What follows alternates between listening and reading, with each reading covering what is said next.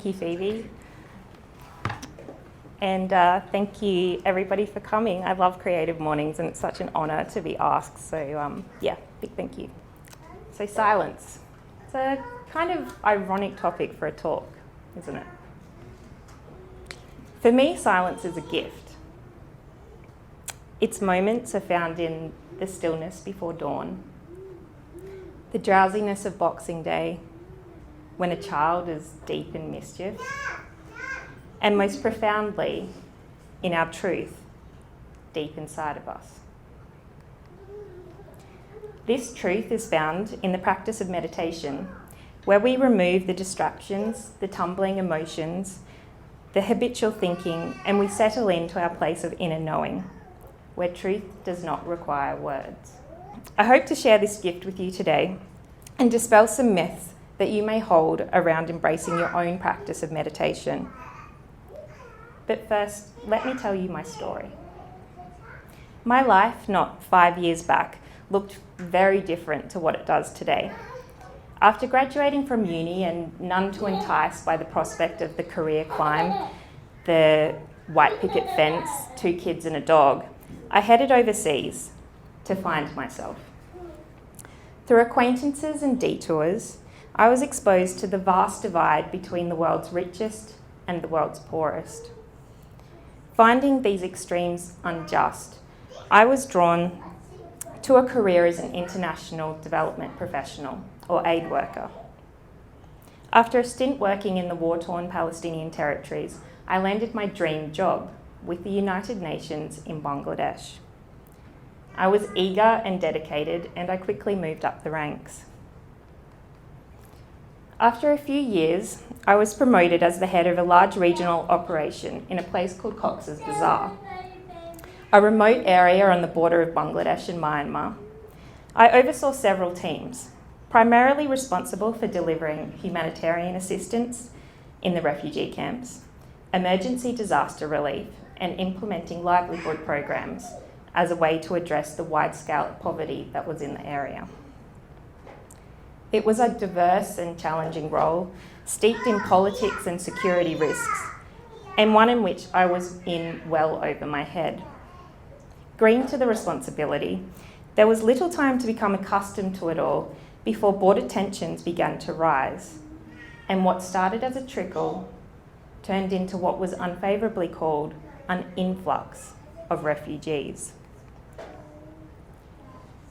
Streaming across the border were men who had been shot or dismembered, women and girls who had been raped, and babies and children dying. They were coming with little more than the clothes on their back, and sometimes not even that. And they were coming to a country where they were not wanted. Over the course of just a few weeks, an extra 1 million people had crossed over, putting tremendous pressure on the impoverished local population. Suddenly, we had the world's largest refugee settlement. The media attention was through the roof, and the political and security situation escalated sharply. A state of emergency was called. Then, to make matters worse, we were battered by a Category 5 cyclone. It ripped through the camps, destroyed homes and crops, flooded roads, access ways, and our offices. What were already devastating and difficult conditions escalated dramatically overnight. We worked around the clock, frantically trying to scale up assistance. My office doubled, then tripled, then quadrupled in size. The work was equal parts thrilling and horrid, and I was coming up against challenge after challenge, trying to keep my office adaptive and responsive, and myself and my staff safe. I was on the front line, saving hundreds of thousands of lives. But it was at the sacrifice of my own. With the post came zero lifestyle. Countrywide terrorist activity had escalated to an unforeseen level, and there was a dedicated armed guard outside my door at all times. And we were forbidden any movement beyond the home and the office. With no respite, stress was running my head and my body. As a psychologist, I should have known better, but my way of coping was to stubbornly work harder, effectively distracting myself from myself, trying not to feel what I felt. I had become a robot without any emotion and no time for nonsense. When asked, I told everybody I was fine. A little tired, but fine. But our bodies don't lie. Seriously malnourished, anemic, and chronically stressed, my period disappeared. My hair started to fall out, even my eyelashes. I was riding the roller coaster between anxiety and depression. Living in a state of go, go, go, I'd become an insomniac, which even the strongest sleeping pills couldn't counter. And half drugged, I'd still be responding to emails throughout the night. I was teetering on the edge of high-grade burnout. Being a hardship post, a perk of the job was regular R&R breaks. And every 2 months, I headed out for a week's reprieve. I beelined to yoga and meditation courses, places where I didn't have to talk to anybody or look in the mirror. These breaks became a beacon of salvation for me. In fact, they were probably the only thing that kept me alive. I would return a little bit recharged and semi-motivated to take up a personal meditation practice. I knew and accepted all the benefits of meditation and was aware that it would do me some good, but I couldn't keep to the habit. In fact, I heavily resisted it. And this may echo with some of your own resistance. I said I'd meditate when I had time, which was never. When I did sit, I thought that I couldn't do it properly as my monkey mind was whirring in overdrive. And I never felt like I was making any progress. So I'd give up. I was convinced that meditation wasn't for me. A few months later, on yet another R&R break, I travelled to the west coast of India. Backpack on my back, freedom in my heart, ready for a month-long yoga course. And yes, it was as cliched and fun as it sounds. There was incense and harem pants, strong chai, and a handsome guru with a salt and pepper beard. Each morning we were required to rise at 4 a.m. and sit in lotus for 1 hour of silent meditation. When the concluding gong rang, we'd shake out our pins and needles and trail out of the yogashala, bleary-eyed. The meditation was a course prerequisite, but like the majority of students there, I wasn't interested in wasting my time with meditation when I could have been sleeping or hitting the beaches or just getting in on the fun that the liberal state of Goa has to offer, far removed from the backwaters of Bangladesh. But then one morning everything changed. I'd swept aside the mosquito net, taken my place on the floor, closed my eyes, and settled in. And without any real intention or effort on my behalf, that 1 hour passed in one resoundingly joyous moment. Utterly present and free from all forms of distractions, the feeling that came over me was like nothing I had experienced before, and one that words do little justice to. I can remember being overcome with a feeling of absolute love. It tickled my body alive and burnt through to the space surrounding me. The heavy weight of my worries were lifted from my shoulders, and I found trust and the realization that everything was okay. In fact, everything was as it should be. I felt so peaceful and ever so slightly stunned. I floated out of that yogashala, and as I looked around me, it was like I was witnessing everything for the very first time.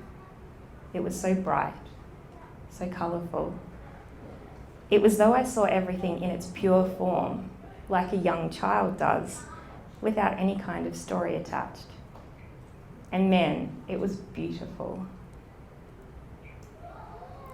That morning was utterly transformative and one of the biggest pivot points in my life. But I soon found out that meditation wasn't going to provide my desired escape from the world.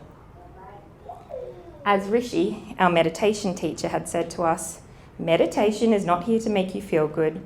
It is here to make you know that you are good, but the way can be a little bit clumsy.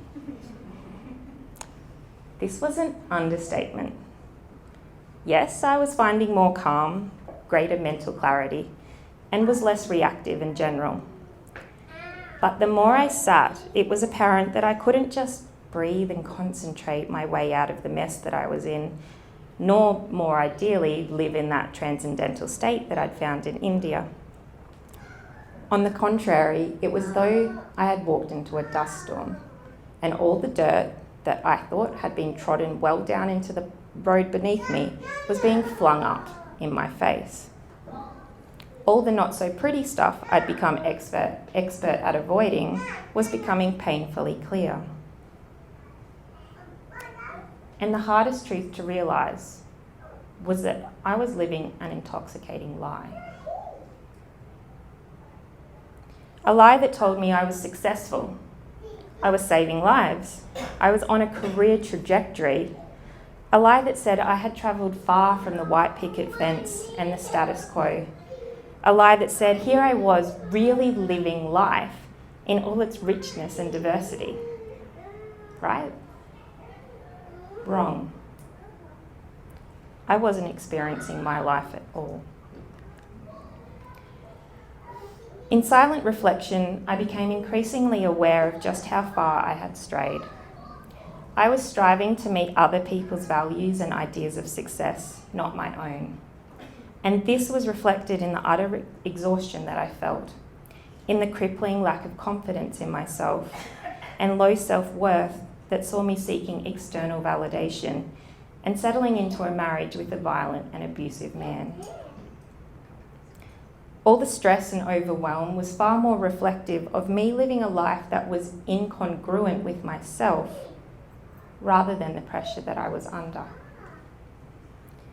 The intensity of work was just a prime excuse to avoid facing the fact that I was lost to myself. That initial hour of meditation woke me up and placed me onto a path of finding truth and trust in myself. In establishing a meditation practice, all the external stimuli was stripped away, and I was forced to face the entirety of my experience and myself. And so, with the measured process of extraction, I left behind the illustrious career, the addictive expat life, the unsuitable marriage, and I came home. Home to Toowoomba, to family, but most profoundly, home to myself.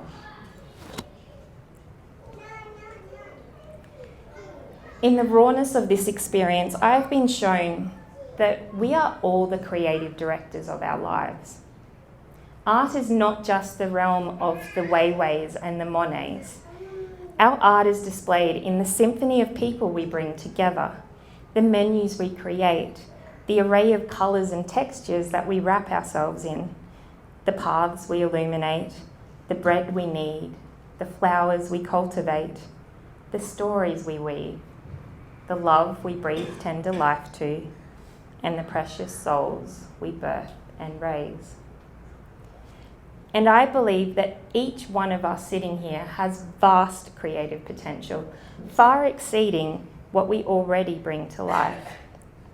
And this is why I come to events like Creative Mornings, not because I am an artist in any traditional sense, far from it, but because I believe creativity lies in the universal essence of every one of us. That our lives are the ultimate creative pursuit. All that is required of us is to sit in our truth, and pave our own path. And when we do so, we give an unrivaled gift back to the world. It isn't easy to know your truth, let alone pursue it in the face of the current paradigm, the economy, societal expectations, and often shaky foundations of self-worth. And as my story can attest, it is all too easy to find yourself caught up in doing good, sacrificing yourself, or chasing the illusions of success instead of finding your own path. But your truth is never far away. You only need to find the silence that resides within you. Now, you needn't buy the next ticket to India to find your own inner guru. Indeed, I suggest you skip the expense and the embarrassing eat, pray, love cliche altogether, because you already have everything that you need to start your own meditation practice. But I know all too well the resistance. If you're anything like me, your logical right-sided brain will tell you that you can't quiet your mind, you don't have time, you can't sit still, and you don't get anything out of it. Let's see if I can dispel some of these myths. I'd like you to join me in a small exercise. If you have anything in your hands, please place them aside. Settle into your chair and gently close your eyes.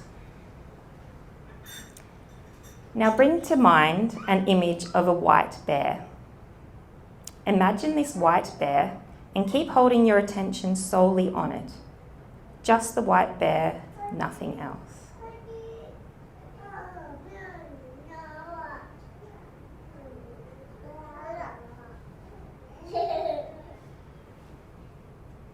Okay, open your eyes. Raise your hands if at some point you thought about something other than the white bear. More than half of you. Okay, now close your eyes again. This time you can think about anything at all. Let your mind roam free. Just don't think about the white bear. Whatever you do, do not think about the white bear. This is very important. Okay, go.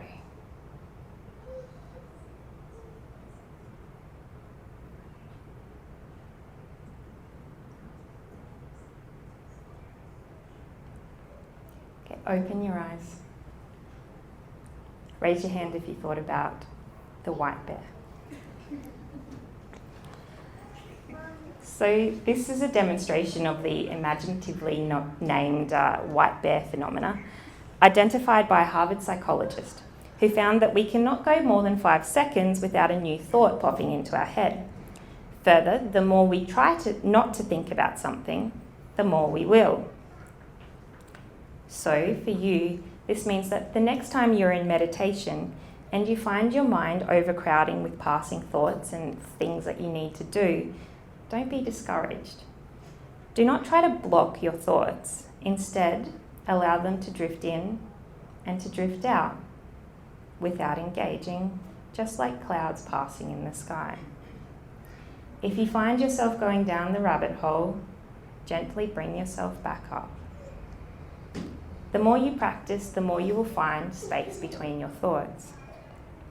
Sometimes when life is a little heightened, like the crazy silly season that we're in now, meditation may look really calm on the outside, but it's just this chaotic jumble inside. That's okay. All you need to do is tune into the discomfort and practice being aware of what is going on. We meditate not to get better at it, whatever that may mean, but to meet ourselves exactly where we are at. Okay, myth number 2. I can't sit still for that long. When I ask someone how they meditate, they often describe something like this. Yes, it looks gorgeous and serene, but the reality is that it's far from comfortable.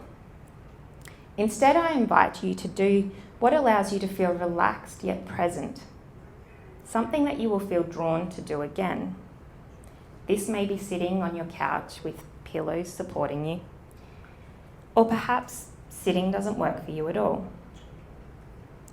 Silent meditation does not require a totally still body.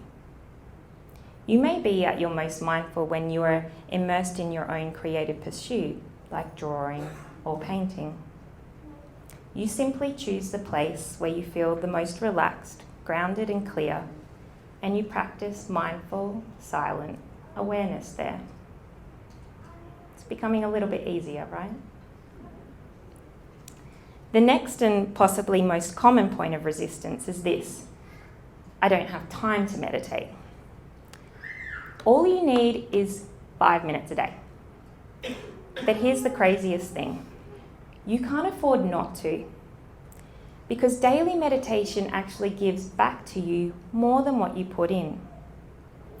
You are likely already aware of the multitude of studies that confirm the physical, mental, and emotional benefits that come with a meditation practice. But here's the real sales point. Meditation practice has been proven to actually slow and even reverse the signs of aging at the cellular level. A recent study published in the International Journal of Neuroscience showed that if you had a matching chronological and biological age on your 30th birthday, and you started meditating for 5 minutes a day for the next 5 years, at 35 years old, you would have the skin elasticity, the sexual responsiveness, the hearing, the vision, and the memory of a 28-year-old version of yourself. So you can become 7 years younger just by meditating. Still don't have time to meditate? Finally, myth number 4. I don't get anything out of it. I get this. After that illuminating morning at the yoga retreat, I spent each subsequent day trying to reach that state of bliss. But I have never attained more than a glimpse of it again. Initially, I felt discouraged by this. But now I realise that nothing actually has to happen during these periods of silent connection. What matters is that you are practicing. You will naturally find more calm in your life, greater insight, and in the process and the regularity of checking in, we learn to surrender to that something beyond knowing, and we discover the infinite potential of who we are. What you will gain in the practice of meditation will not only be of benefit to many facets of your life, but it will ripple out to the people around you. And I believe that this is both our gift and our responsibility to ourselves and to the world. Before we finish, I'd like you to close your eyes one more time. I want you to just kind of settle into your chair and gently start to notice your breathing. You needn't control it, just notice it. I want you to expect your mind to wander off at some point, to find some other thought, maybe about the chair that you're sitting on, about your body, about the time, or something you're going to do later today. Just let it be. When you're aware that you've wandered, very gently come back to noticing your breath.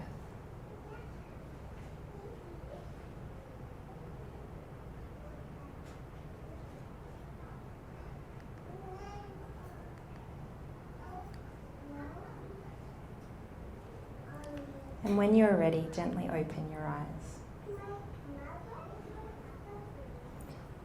I would like to leave you with one closing thought. You are living a worthwhile life. It deserves some attention. Don't seek other people's attention. Seek your own silent attention.